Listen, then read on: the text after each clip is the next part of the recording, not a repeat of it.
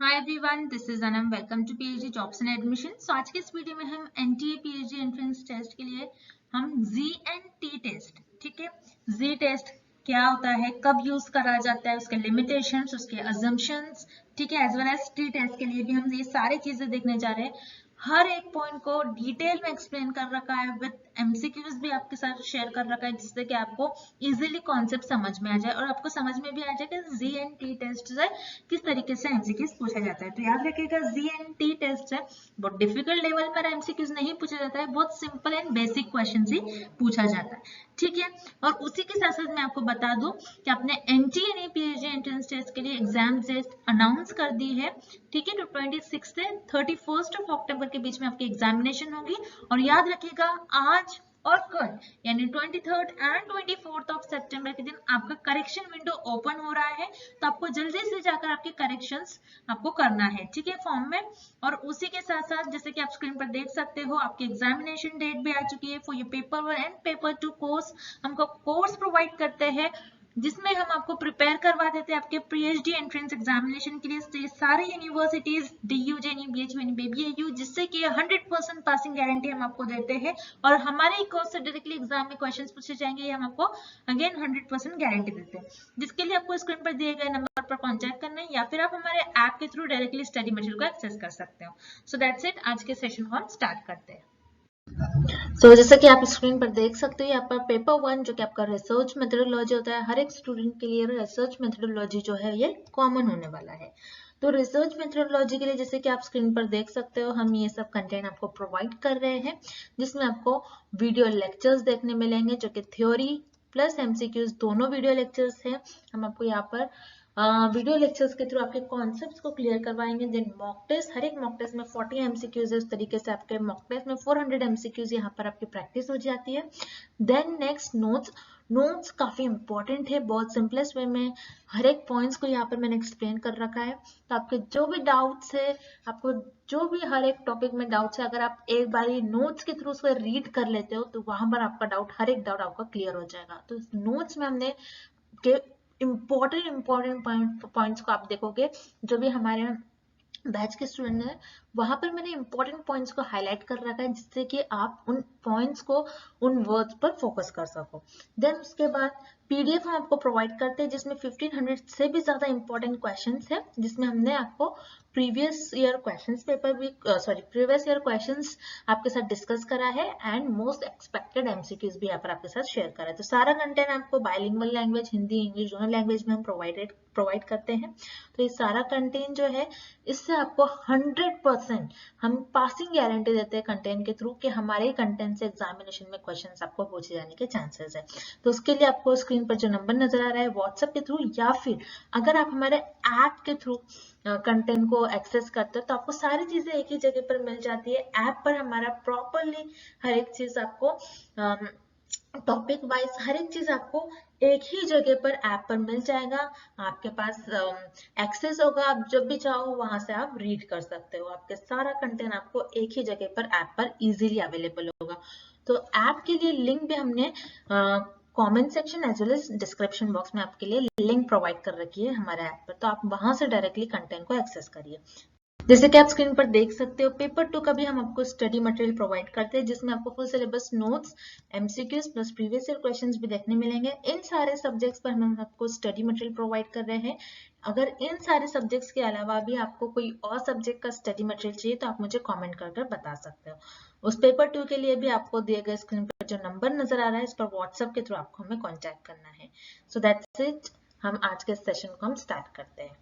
Then slide में हम देखेंगे कौन सा टेस्ट आपको कब यूज करना है, ठीक है। विच टेस्ट टू यूज, कौन सा टेस्ट आपको कब यूज करना है, बहुत ही इंपॉर्टेंट है। तो मैं आपको बता दूं, if population is large, population आपकी लार्ज है, यानी आपकी पॉपुलेशन 30 से ज्यादा है, ठीक है, पॉपुलेशन 30 से ज्यादा है, तो उस केस में आप कौन सा टेस्ट लगाओगे, जी टेस्ट। या फिर आपकी पॉपुलेशन इक्वल टू और 30 से ज्यादा है, तो आप कौन सी लगाओगे, 30 के इक्वल है या फिर 30 से ज्यादा है, उस केस में आप लगाओगे Z test. Then if standard deviation is known, आपको स्टैंडर्ड डेविएशन अगर नोन है, ठीक है। स्टैंडर्ड डिविएशन इज नोन, किस चीज का स्टैंडर्ड डिविएशन? पॉपुलेशन का, ठीक है। पॉपुलेशन का अगर आपको स्टैंडर्ड डिविएशन नोन है तो उस केस में भी आप जी टेस्ट लगाओगे। उसी तरीके से टी टेस्ट हम कब लगाते हैं? पॉपुलेशन इज स्मॉल, यानी पॉपुलेशन आपकी 30 से लेस होगी तो उस केस में आप टी टेस्ट लगाओगे, और आपको स्टैंडर्ड डिविएशन नहीं दिया गया है तो उस केस में भी आप टी टेस्ट लगाओगे। क्या समझा यहाँ पर आपको कि टी टेस्ट हम कब लगाएंगे एंड जी टेस्ट कब? तो याद रखना है, जी टेस्ट हम कब लगाएंगे? जब आपकी पॉपुलेशन ग्रेटर देन 30 हो तब आप लगाओगे जी टेस्ट, और इक्वल टू 30 है तो आप लगाओगे जी टेस्ट। अगर आपकी पॉपुलेशन 30 से कम है तो आप लगाओगे टी टेस्ट, ठीक है।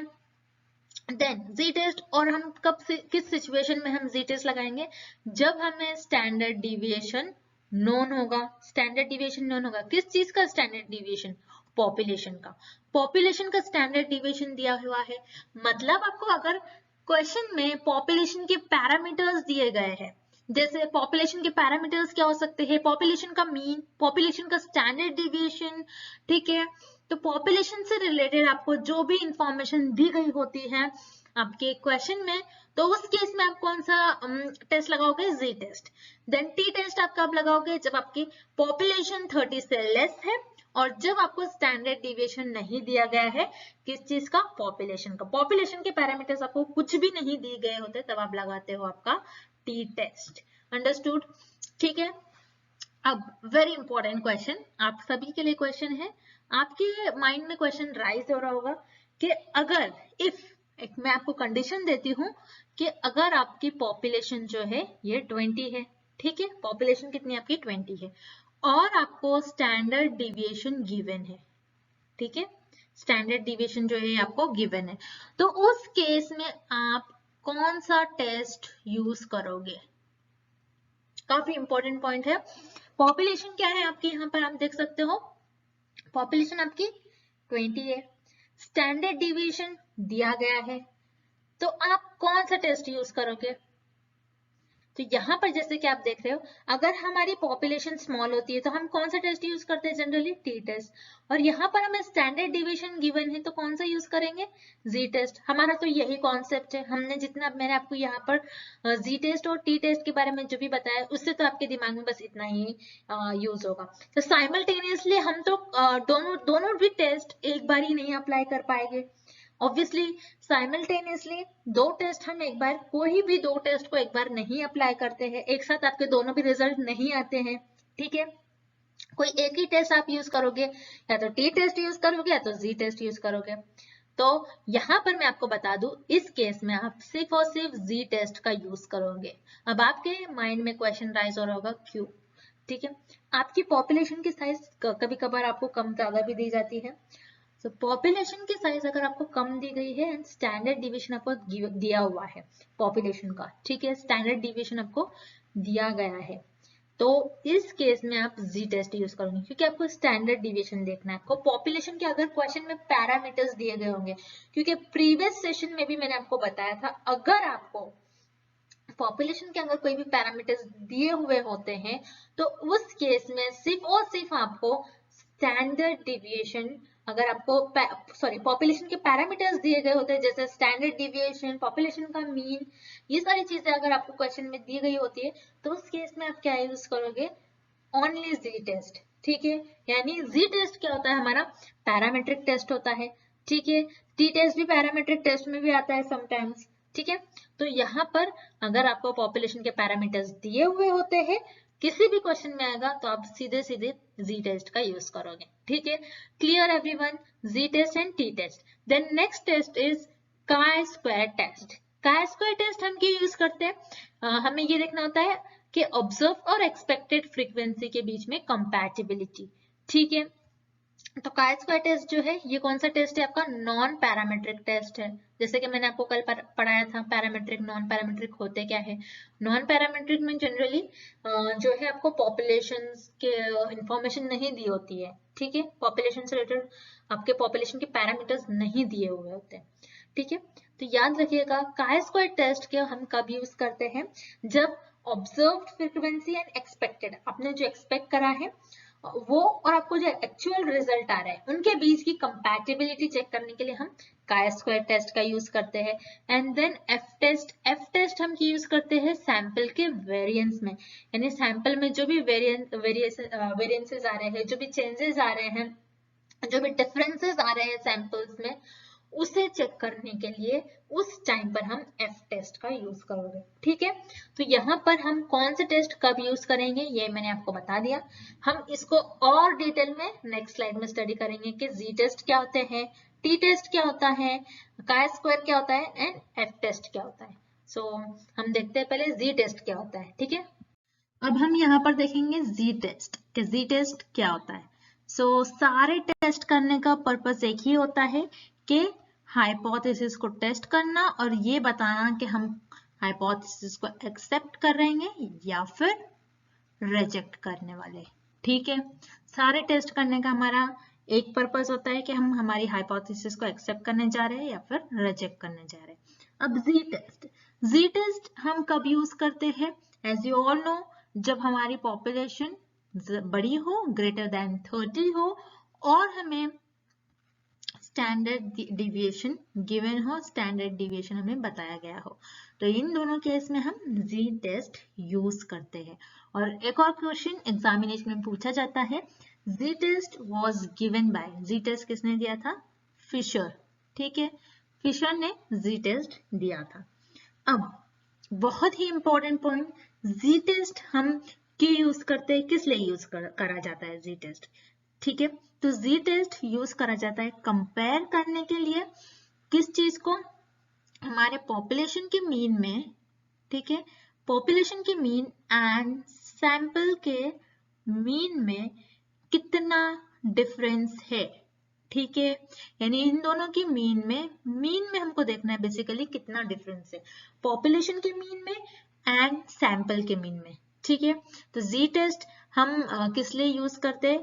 पहली बात तो जब हमारी पॉपुलेशन जो है 30 से लार्ज हो और हमें पॉपुलेशन के पैरामीटर्स दिए गए हो, यानी पॉपुलेशन का स्टैंडर्ड डिविएशन, पॉपुलेशन का मीन, पॉपुलेशन का मीडियन, तो पॉपुलेशन से रिलेटेड पॉपुलेशन का स्टैंडर्ड डिविएशन, पॉपुलेशन के पैरामीटर्स अगर हमें गिवन है और हमारी जो पॉपुलेशन है ये 30 से लार्ज है, तो उस केस में हम जी टेस्ट का यूज करेंगे। बेसिकली जी टेस्ट हम कब यूज करते हैं? जब हमारी पॉपुलेशन का जो मीन है एंड सैंपल का जो मीन है, इनके बीच का वेरिएंस, इनके बीच का डिफरेंस फाइंड आउट करने के लिए हम जी टेस्ट का यूज करते हैं। जैसे कि आप यहाँ पर देख सकते हो, जी टेस्ट में हम क्या अज्यूम करते हैं कि हमारा जो डिस्ट्रीब्यूशन है ये नॉर्मल हो। तो जी टेस्ट हमारा क्या पता चलता है हमें से? जी टेस्ट कौन से टेस्ट के अंदर आता है? Parametric test. ठीक है, क्योंकि कल मैंने आपको पढ़ाया था, कल के लेक्चर में, कल के सेशन में आपको याद होगा, पैरामेट्रिक टेस्ट में हम क्या अज्यूम करते हैं कि हमारा डिस्ट्रीब्यूशन किस तरीके का हो? नॉर्मल।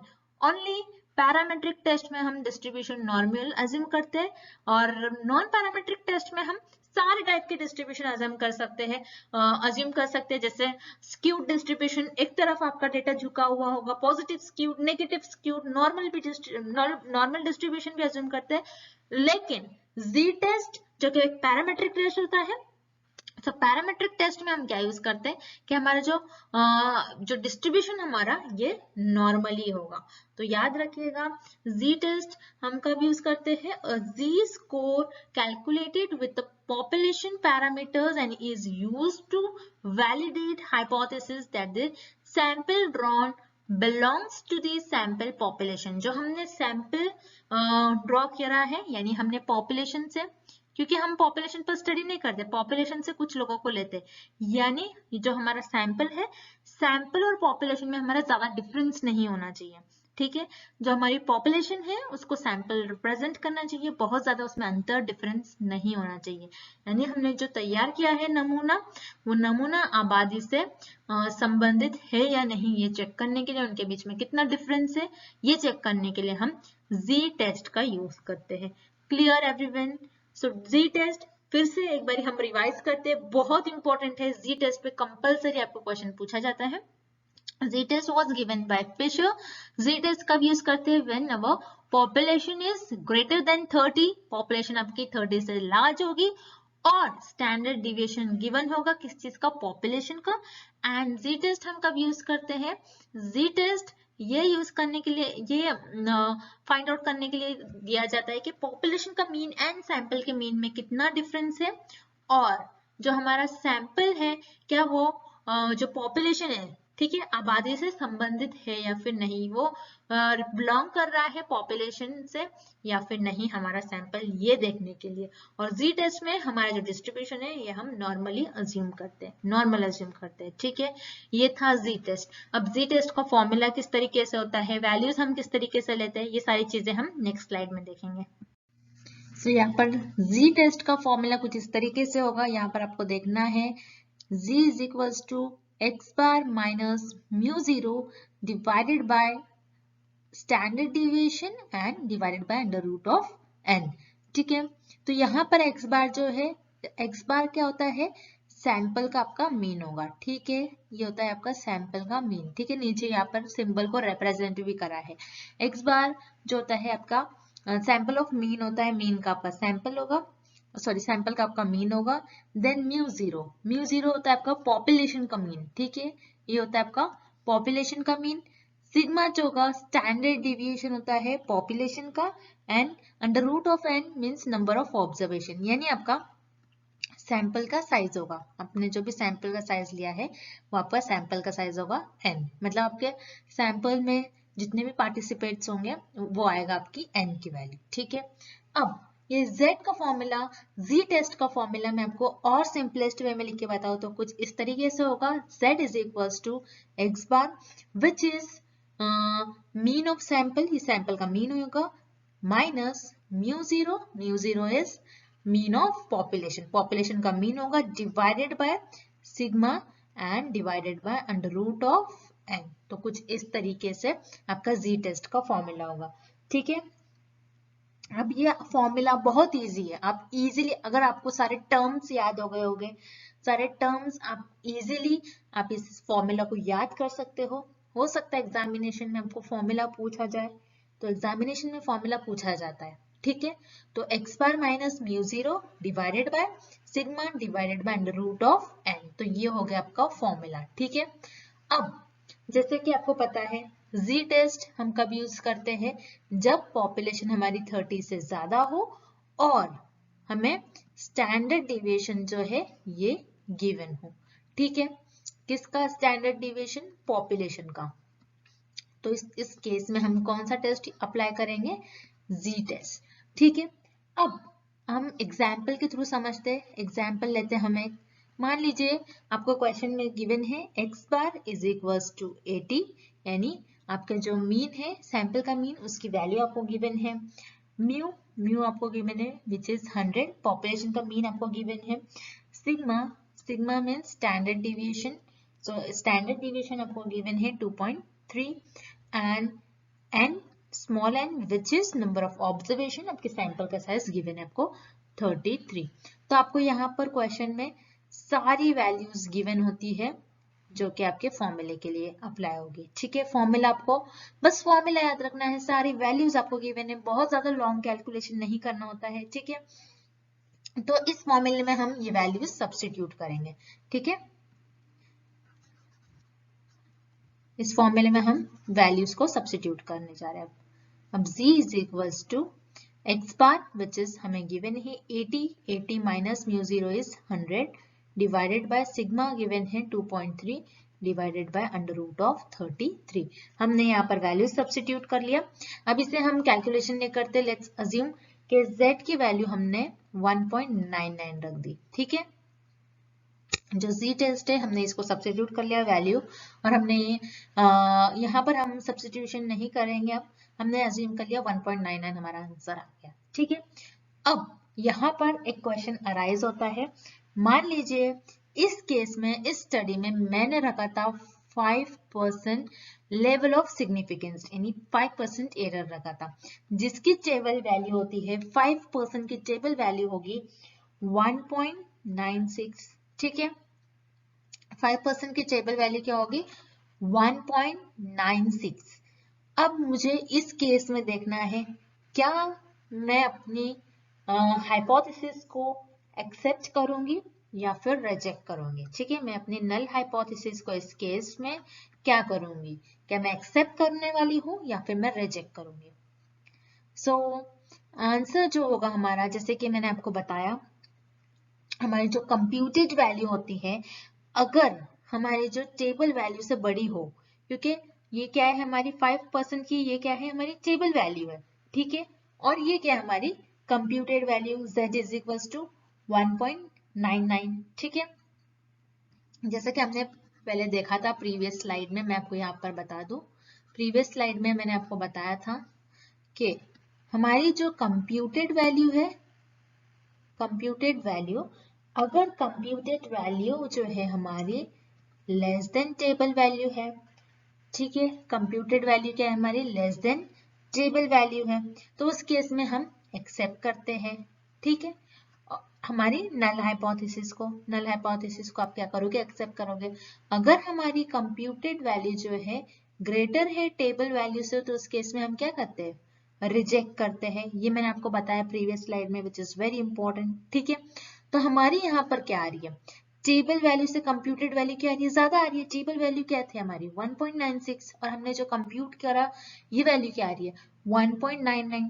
तो इस केस में हम हमारी जो नल हाइपोथेसिस है, ठीक है, नल हाइपोथेसिस को हम क्या करेंगे इस केस में, रिजेक्ट करेंगे। ठीक है, विच इज वेरी इंपॉर्टेंट, ये आपको समझना बहुत जरूरी है। एग्जामिनेशन में आपको क्वेश्चन पूछा जाता है, ना इन डेप्थ तो नहीं पूछा जाएगा, आपको पूछा जाएगा कि हम जेड टेस्ट कब यूज करते हैं, जी टेस्ट का कब यूज होता है।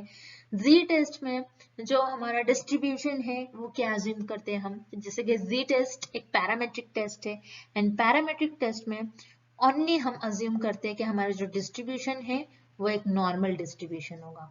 ठीक है, देन जी टेस्ट पर और क्या क्वेश्चन आ सकते हैं कि किस केस में हम जी टेस्ट यूज करते हैं। मैंने आपको बताया कि सैंपल पॉपुलेशन का मीन एंड सैंपल के मीन में जो डिफरेंस है इन दोनों के बीच का, इन दोनों की मीन के डिफरेंस को फाइंड आउट करने के लिए हम जी टेस्ट का यूज करते हैं।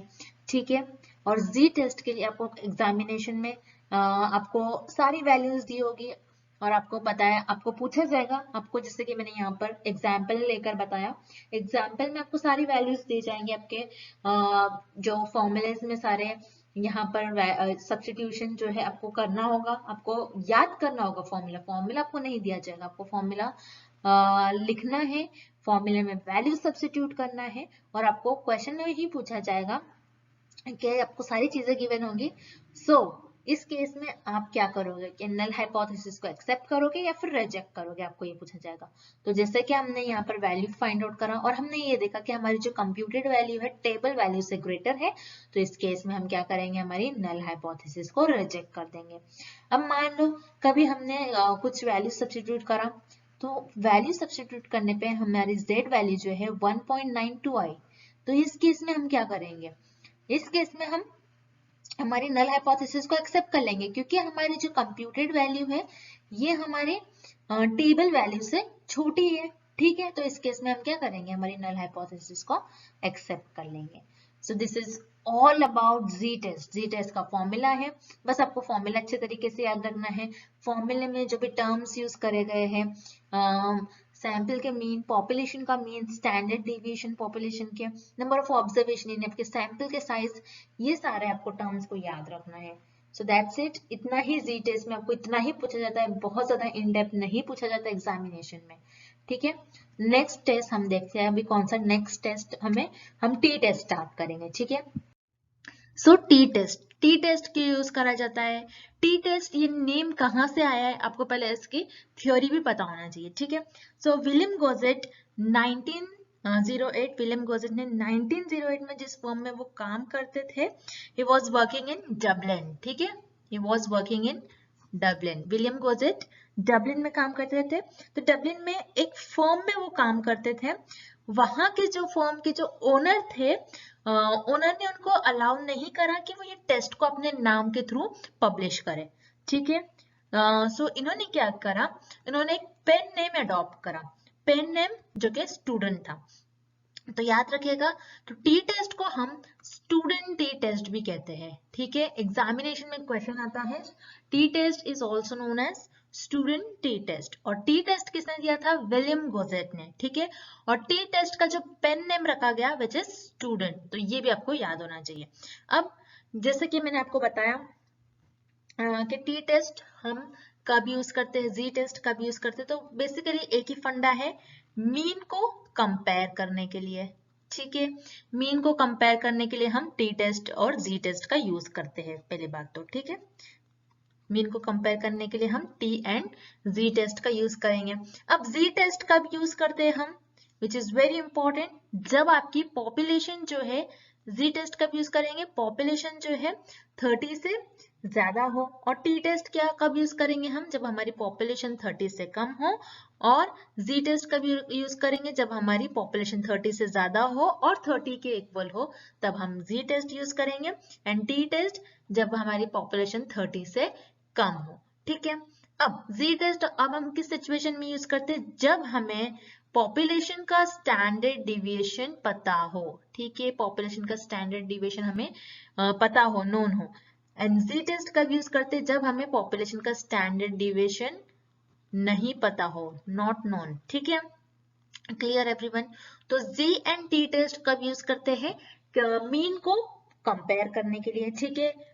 सिंपल सा क्वेश्चन आता है, जी एंड टी टेस्ट आप कब यूज करते हो, मीन्स को कंपेयर करने के लिए।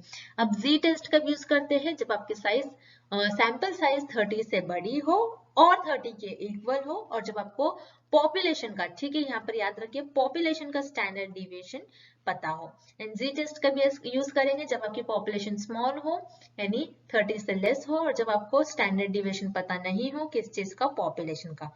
तो बहुत इंपॉर्टेंट है, ये चार्ट आपको याद रखना है, आप यहाँ पर स्क्रीनशॉट भी लेकर रख सकते हैं, ठीक है। अब हम यहाँ पर आते हैं नेक्स्ट पॉइंट, जिससे कि आपको इजीली ये पॉइंट समझ में आ गया हो। मैंने आपको यहाँ पर रिवाइज करा दी हूँ एक बार फिर से। अब हम ये देखते हैं indication of T test. T test का इंडिकेशन क्या होता है, हम कब यूज करते हैं, when sample are small, जैसे कि मैंने आपको बोला सैंपल जो है 30 से लेस हो, तब हम टी टेस्ट यूज करते हैं। Population variance are not known. अब पॉपुलेशन का वेरिएंस क्या होता है, सो वेरिएंस क्या होता है, कंफ्यूज नहीं होना है। वेरिएंस होता है आपका पॉपुलेशन का स्टैंडर्ड डिविएशन, स्टैंडर्ड डिविएशन का होता है स्क्वायर, ठीक है। वेरिएंस क्या होता है, स्टैंडर्ड डिविएशन का स्क्वायर होता है, ठीक है। यानी आपका जो डेटा है डिस्ट्रीब्यूशन में, डेटा मीन से कितने दूर है, ठीक है, कितना मीन से फैला हुआ है आपका डेटा, ये बताता है। कितने एरर्स है आपके डेटे में, स्टैंडर्ड डिविएशन ये बताता है।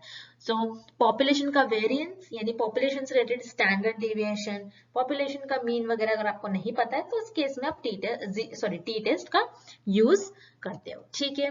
तो क्लियर एवरीवन? तो याद रखिएगा टी टेस्ट को विलियम गोजेट ने 1908 में पब्लिश करा था। और याद रखिएगा ये टी टेस्ट का जो पेन नेम दिया था इन्होंने, स्टूडेंट दिया था, और आगे चलकर इस टेस्ट को भी हम क्या कहते हैं, स्टूडेंट टी टेस्ट। और ये जब यूज करा जाता है जब आपकी पॉपुलेशन 30 से कम हो और आपको पॉपुलेशन का वेरिएंस, स्टैंडर्ड डिविएशन, पॉपुलेशन का मीन पता नहीं हो, उस केस में आप टी टेस्ट यूज करते हैं। नेक्स्ट हम देखते हैं then assumptions of T test. T test के कौन कौन से assumptions होते हैं, क्या क्या अज्यूम करते हैं, ठीक है, इंपॉर्टेंट है, एग्जामिनेशन में इस पर भी क्वेश्चन पूछे जाते हैं। assumptions क्या, यानी आप क्या अज्यूम करते हो, जब भी आप टी टेस्ट परफॉर्म करते हो तो आपको क्या अज्यूम करना चाहिए, क्या सोचकर आपको टी टेस्ट करना चाहिए, ठीक है। तो फर्स्ट पॉइंट है सैंपल्स आर रैंडमली सिलेक्टेड। आप जो सैंपल सेलेक्ट करोगे आपके स्टडी के लिए, आप वो रैंडमली सिलेक्ट करोगे। यानी हम क्या करते हैं अपने रिसर्च में, जो पॉपुलेशन होती है, पॉपुलेशन में से आप पूरी तरह पॉपुलेशन पर स्टडी नहीं कर सकते, क्योंकि बहुत ज्यादा होती है पॉपुलेशन, लार्ज होती है पॉपुलेशन, जिसकी वजह से आपका टाइम बहुत ज्यादा वेस्ट हो जाता है। तो आप क्या करते हो, पॉपुलेशन के कुछ पार्ट पर आप स्टडी करते हो, ठीक है। तो ये क्या बन जाती है आपका सैंपल, ठीक है। तो आप पॉपुलेशन में से मान लीजिए आप कुछ लोगों को लेकर स्टडी कर रहे हो, तो आप क्या करोगे, यहाँ पर लोगों को रैंडमली मैं सिलेक्ट करूंगी, ठीक है। मैं यहाँ पर ये नहीं देखूंगी कि ये मेरे करीब है, ठीक है, तो मुझे इससे ज्यादा डेटा मिल सकता है, ये मेरे पास में है, ये मेरी सुविधा के अनुसार मुझे मिल रहा है, तो मैं इसे ले लूं।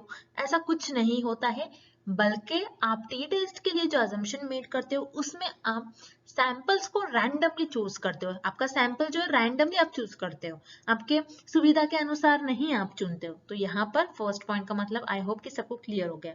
Then next point is data utilizes quantitative. Yes, data आपको जो टी टेस्ट में यूज करना चाहिए वो क्वांटिटेटिव यानी नंबर्स के फॉर्म में आपके पास डेटा होना चाहिए। Clear. Then third is variable follow normal distribution. Variable जो होंगे इसमें नॉर्मल डिस्ट्रीब्यूशन होगा, यानी टी टेस्ट में आप क्या अज्यूम करोगे कि आपका जो डिस्ट्रीब्यूशन है ये नॉर्मल होगा। नॉर्मल डिस्ट्रीब्यूशन यानी कुछ इस तरीके का डिस्ट्रीब्यूशन, बस आपको इतना याद रखना है।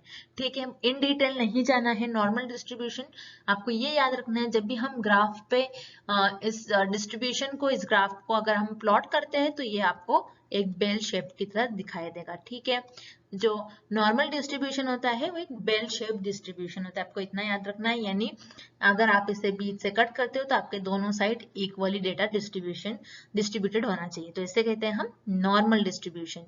ठीक है, fourth point clear, sorry third point is clear. Then fourth point is sample variances are mostly same in both the groups under the study. यानी आप देखोगे कि आपके दो सैंपल्स के मीन का जो आप डिफरेंस देखते हो मोस्टली सेम ही होता है, उसमें ज्यादा डिफरेंस नहीं होता है।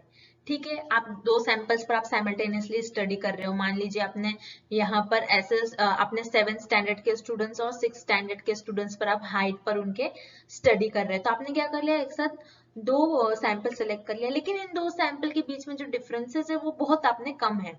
ठीक है, तो ये होना चाहिए एक अजम्पशन टी टेस्ट में। Then fifth point is samples are small and mostly lower than 30। As you know कि 30 से कम होता है टी टेस्ट में हमारी पॉपुलेशन और सैंपल्स का साइज। ठीक है, तो याद रखिएगा अजम्पशंस में क्या होता है, नमूना क्या करते हैं हम किस ढंग से चुनते हैं, रैंडमली। ओके, बेतरतीब से, हम तरतीब नहीं देखते हैं। देन सेकेंड पॉइंट क्वांटिटेटिव यानी मात्रात्मक डेटा होता है। ठीक है, third point is normal distribution. आपका जो डिस्ट्रीब्यूशन होगा, आपका जो वितरण होगा एक नॉर्मल होगा, यानी बेल शेप्ड, आपको पता लगेगा कि वो बेल शेप्ड होना चाहिए।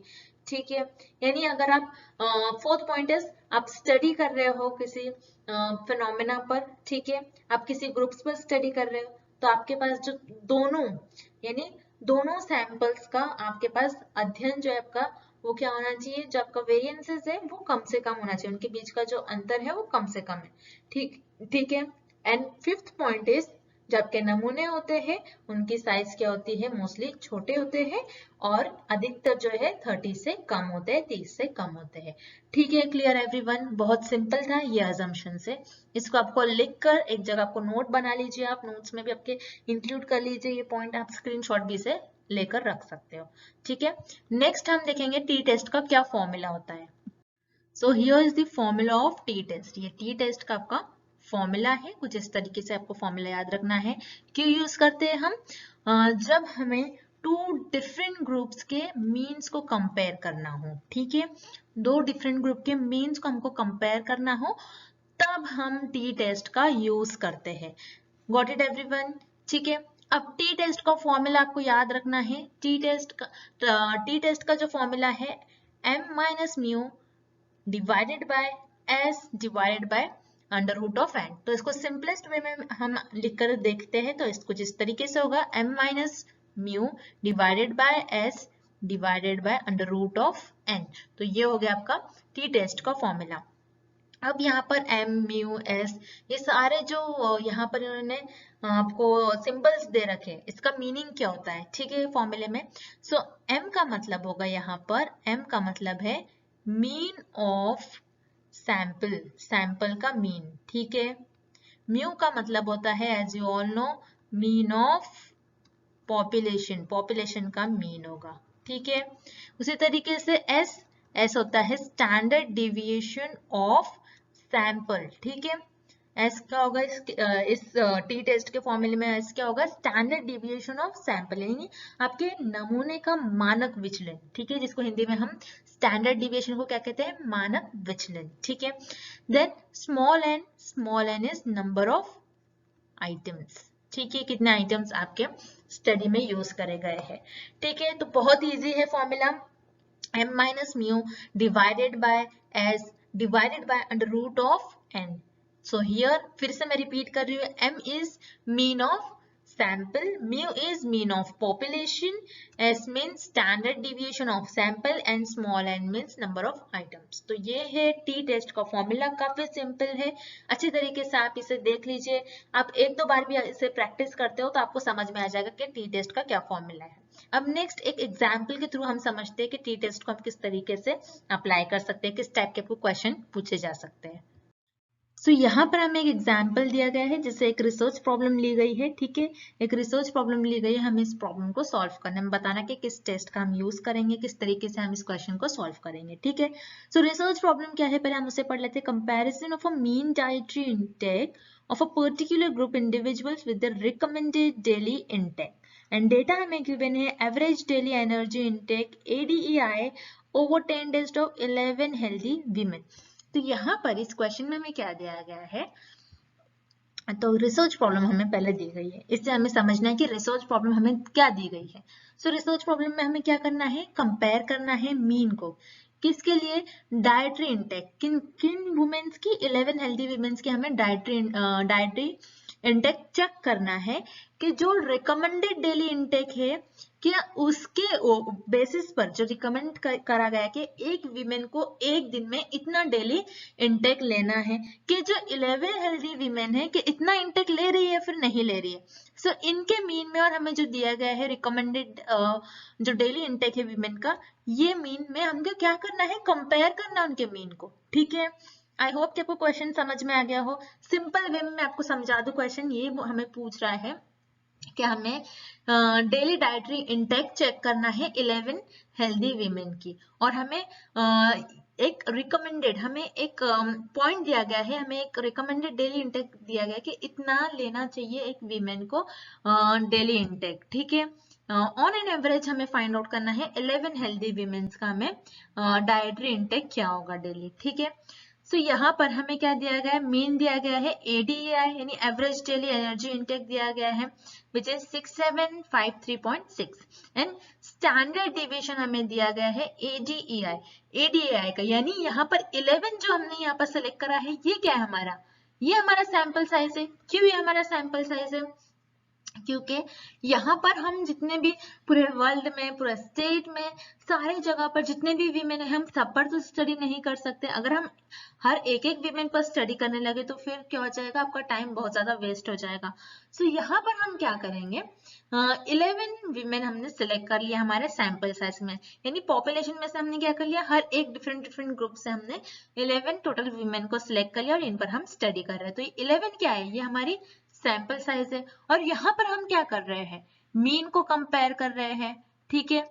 अगर आपको क्वेश्चन को रीड करना आ गया, क्वेश्चन में क्या पूछ रहा है ये समझ में आ गया, तो आप इजीली इस क्वेश्चन को सॉल्व कर पाओगे, ठीक है।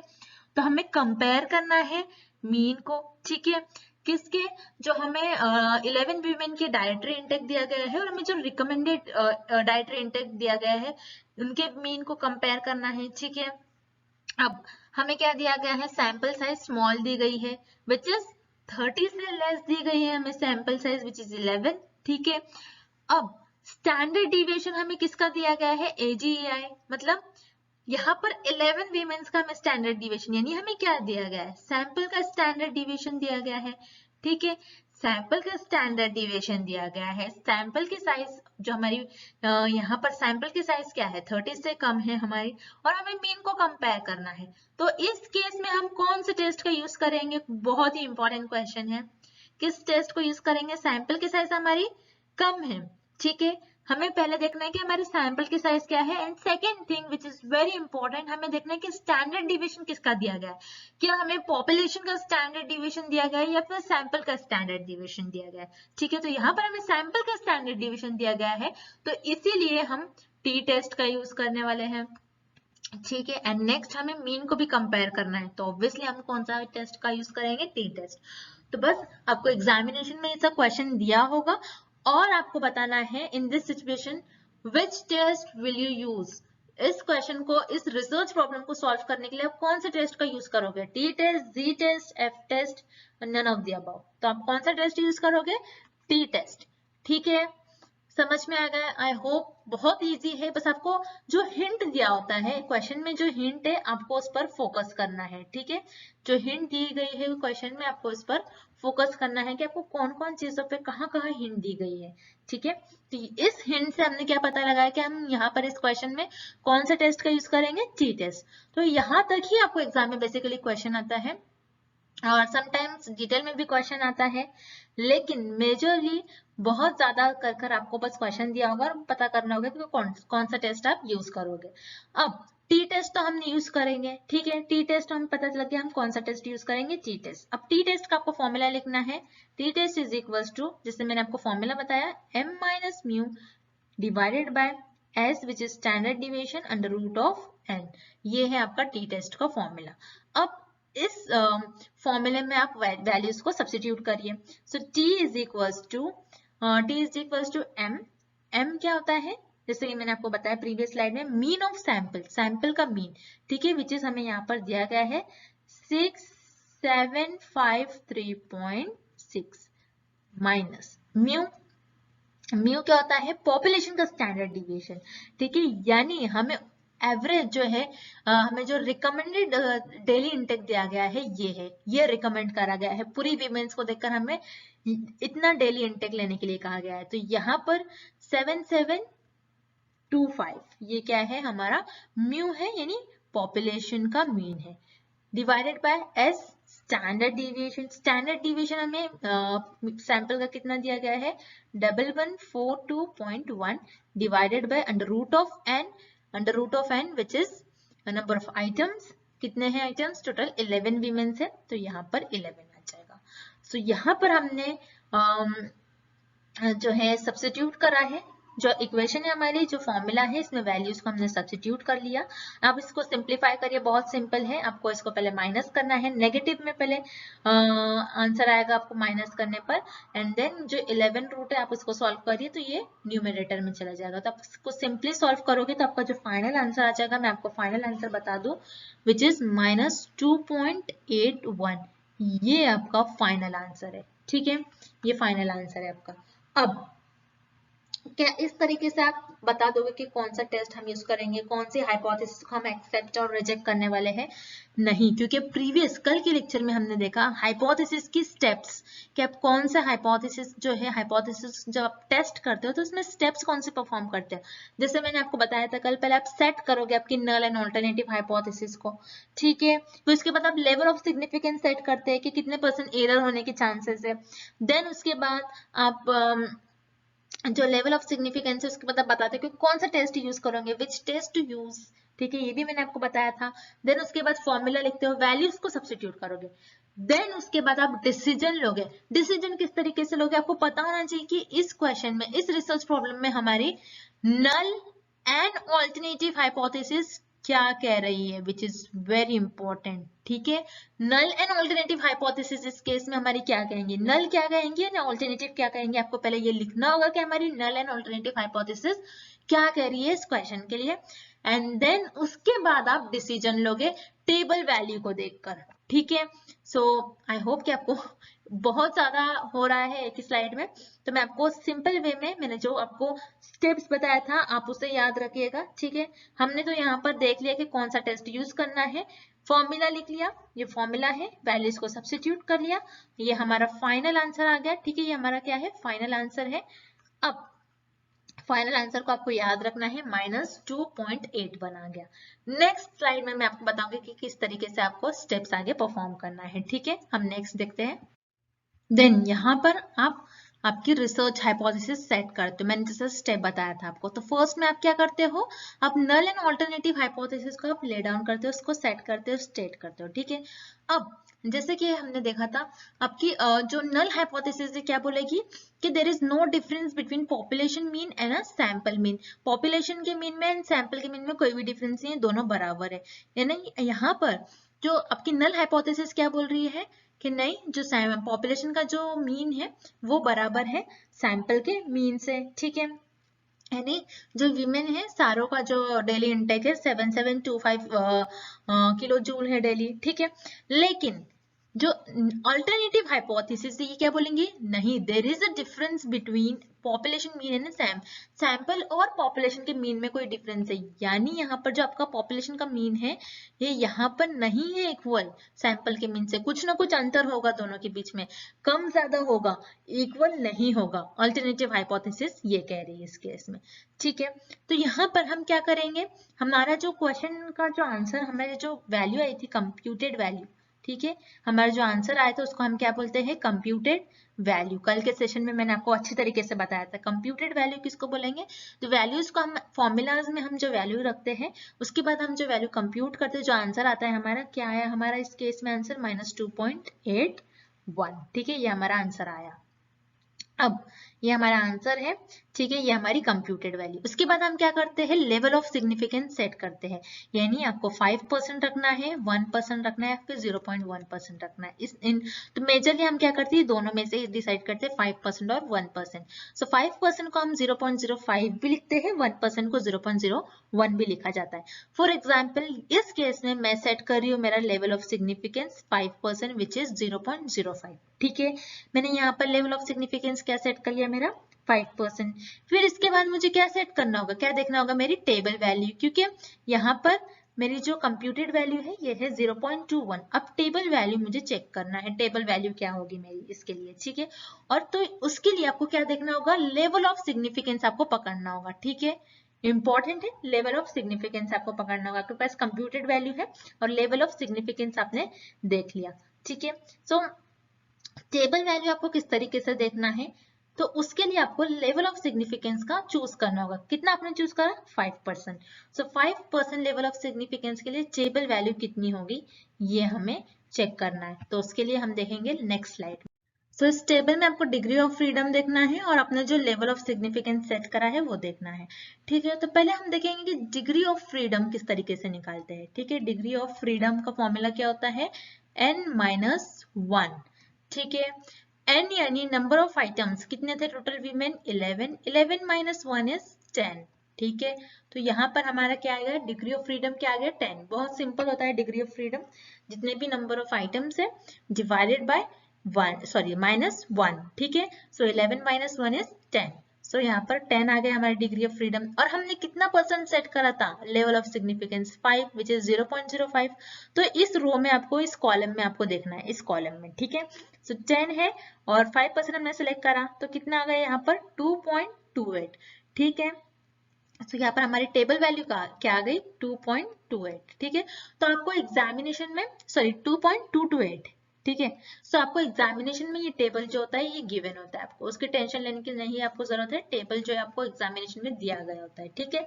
आपको बस डिग्री ऑफ फ्रीडम निकालना है एंड देन आपने जो लेवल ऑफ सिग्निफिकेंस सेट करा था वो आपको पता होना चाहिए, और उसी कॉलम में आपको देखना है डिग्री ऑफ फ्रीडम 10 और 5% लेवल ऑफ सिग्निफिकेंस के लिए क्या आ रहा है, 2.228 आ रही है आपकी टेबल वैल्यू।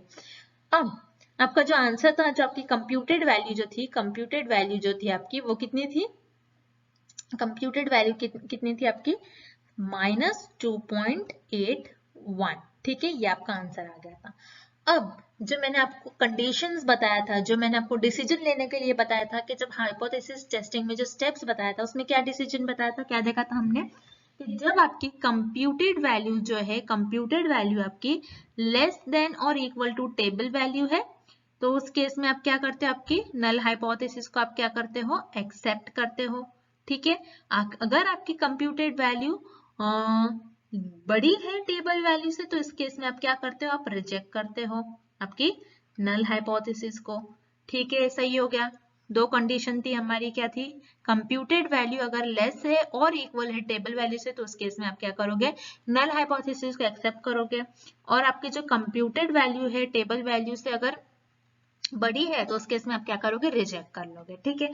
अब टेबल वैल्यू यहाँ पर आपके सामने है, कंप्यूटेड वैल्यू भी आपके सामने है, तो आप क्या करोगे, आपको ये डिसीजन लेना है कि आप आपकी नल हाइपोथेसिस को एक्सेप्ट करोगे या फिर रिजेक्ट करोगे, आपको ये देखना है। तो यस, इस केस में आप क्या करोगे, टेबल वैल्यू क्या आ गई आपकी कंप्यूटेड वैल्यू से, कंप्यूटेड वैल्यू से क्या आ रही है टेबल वैल्यू आपकी, टेबल वैल्यू क्या आ रही है यहाँ पर, इस केस में आपकी टेबल वैल्यू है 2.228, ठीक है, और कंप्यूटेड वैल्यू क्या है, टेबल वैल्यू से छोटी है। ठीक है, कंप्यूटेड वैल्यू क्या है, टेबल वैल्यू से छोटी है, तो कौन सी कंडीशन अप्लाई करेंगे, फर्स्ट।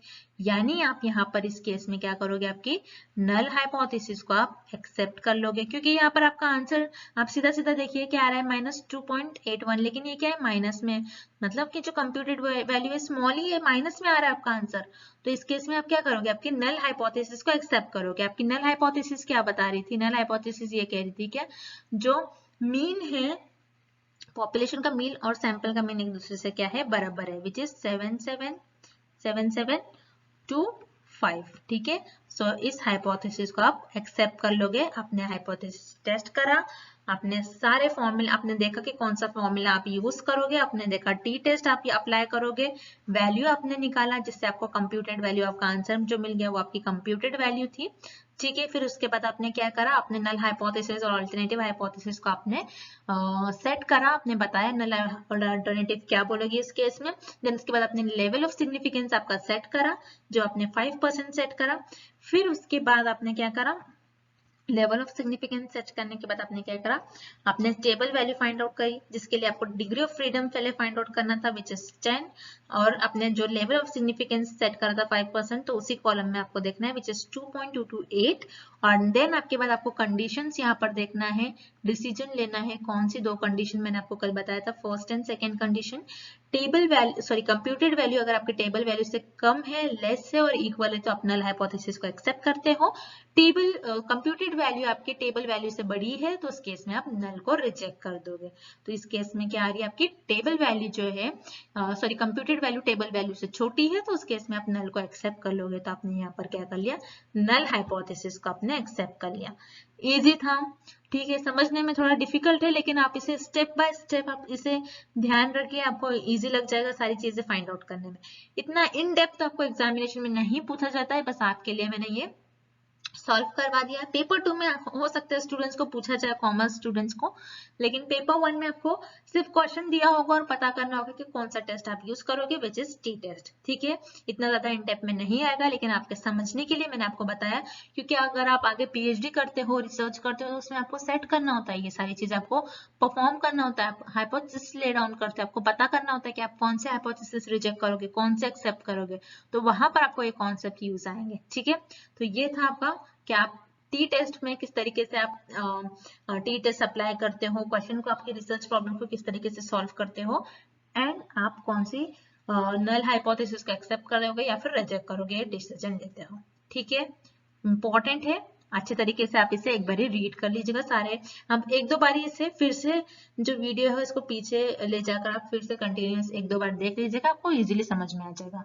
नेक्स्ट, अभी तक हमने T and Z test detail में स्टडी कर लिया।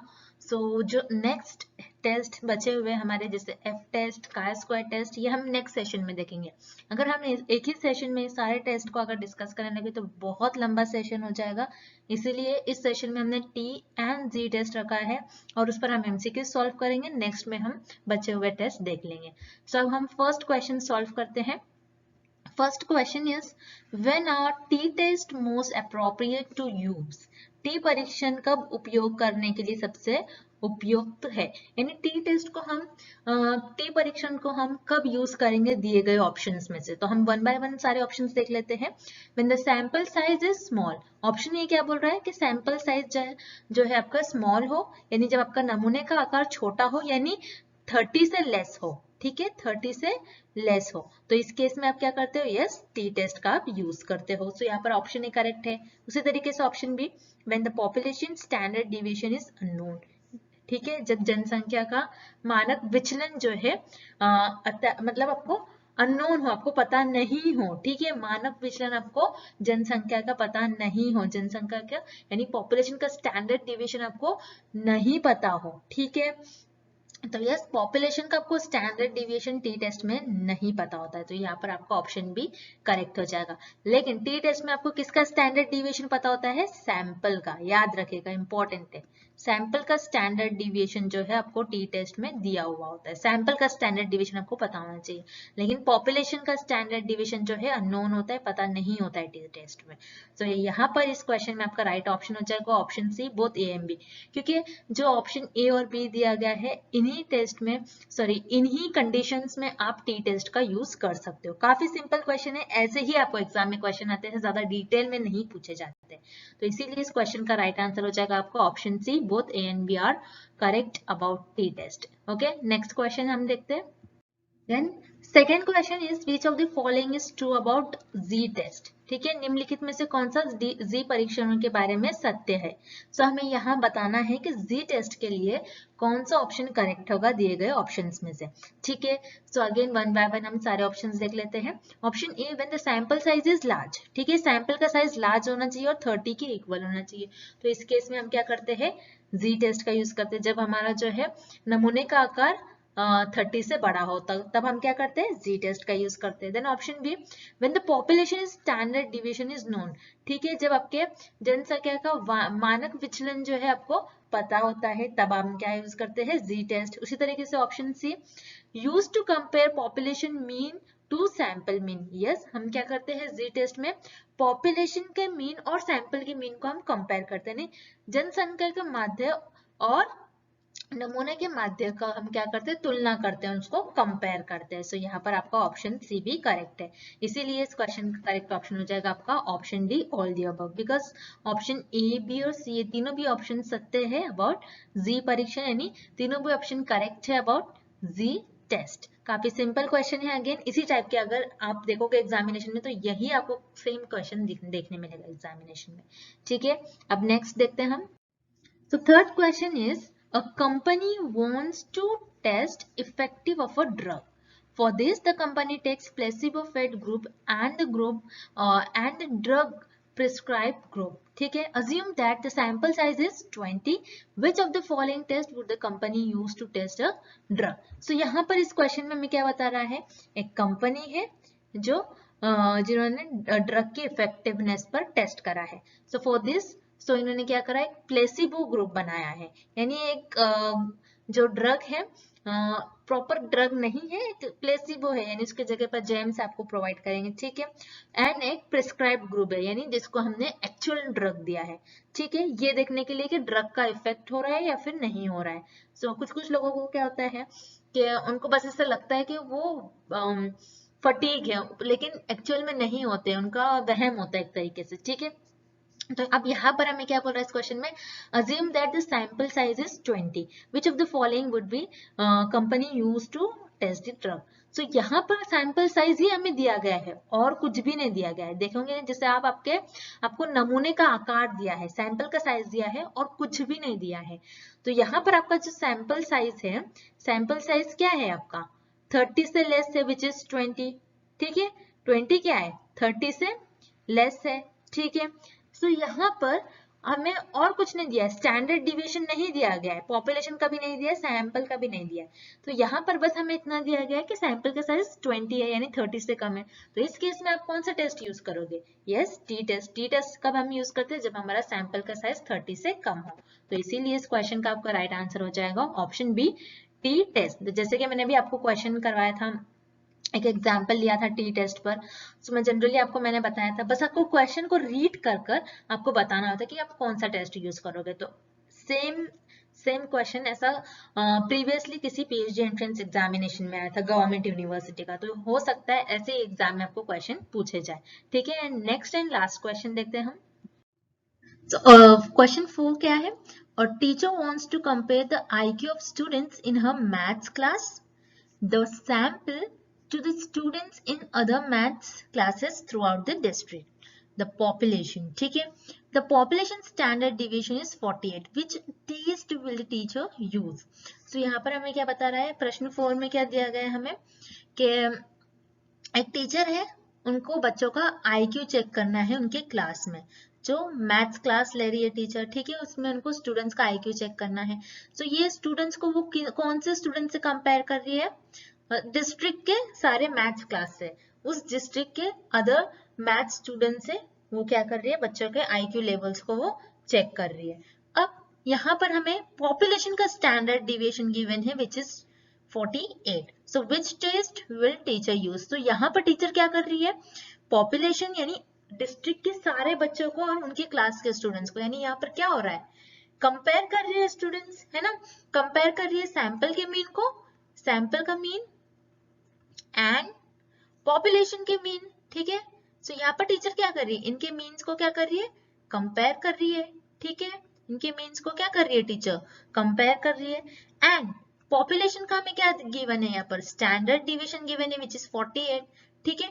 जब सैंपल के मीन एंड पॉपुलेशन के मीन कंपेयर हो रहे हैं और पॉपुलेशन का हमें स्टैंडर्ड डिविएशन दिया गया है, तो इस केस में हम कौन सा टेस्ट यूज करते हैं, ऑलवेज जी टेस्ट, ठीक है। अगर हमें पॉपुलेशन का स्टैंडर्ड डिविएशन नहीं दिया होता है तब हम टी टेस्ट यूज करते हैं, लेकिन अभी हमें पॉपुलेशन का स्टैंडर्ड डिविएशन दिया गया है, आपको सीधा सीधा क्वेश्चन में लिखा है पॉपुलेशन स्टैंडर्ड डिविएशन इज, तो आपको बिना कुछ देखे बिना कुछ सोचे समझे, यानी यहाँ पर आपको आपकी जनसंख्या का आपका मानक विचलन दिया गया है विच इज 48। अगर मानक विचलन स्टैंडर्ड डिविएशन आपकी जनसंख्या का दिया होता है तो आपको सीधे सीधे जेड परीक्षण का यूज करना होगा, तो इसीलिए इस क्वेश्चन का जो करेक्ट ऑप्शन हो जाएगा आपका वो है option A Z test and Z परीक्षण, ठीक है। आई होप स्टूडेंट्स कि आपको Z test and T test के बीच में जो कंपैरिजन है, किस तरीके से हम कंपेयर करते हैं दोनों टेस्ट को और कब कब हम ये टेस्ट यूज करते हैं, ये आपको अच्छे तरीके से समझ में आ गया हो। And thank you for watching this session.